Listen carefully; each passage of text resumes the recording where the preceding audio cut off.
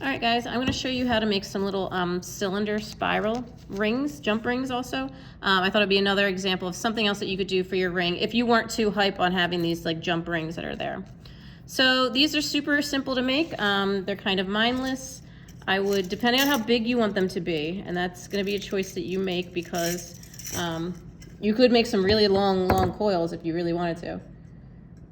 But you're going to grab a piece of wire, maybe 4 inches. You're going to file the ends. And I am not filing them properly for the sake of time.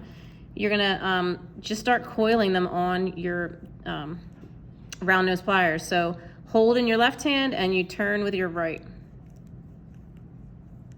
And it just coils it together to a nice tight coil. You wanna keep these together. You don't want them to be like a spiral. And they shouldn't be either because you're holding them with the pliers. Now you want to decide how many coils you want for each of your rings, because at that point you would stop. So what I can do is cut off this loop, and you can see I've got a coil here, like that. That's some schmutz.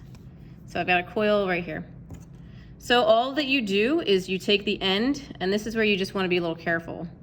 And you kind of pry it up so it's sticking up like that, like all the way up, and then take this end. See how it's not a circle, it's not a loop, there's an end there.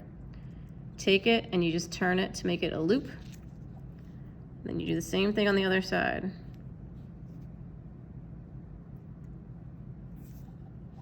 Now make sure you don't grab a bunch of loops, because if you do, you're gonna undo the spiral.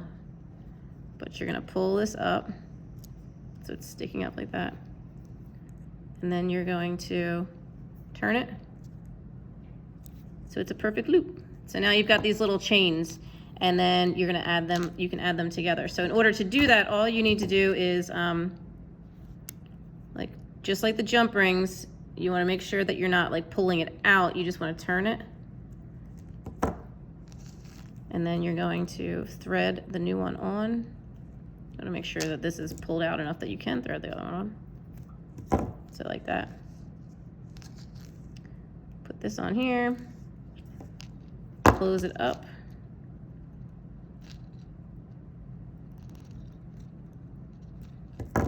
And then just keep on adding links to your chain. I really like this. I really like how this looks. I feel like it's a lot more sturdy. So it's another option for you to make when we do make your bracelets, that you could actually use these as your links to connect to the stones.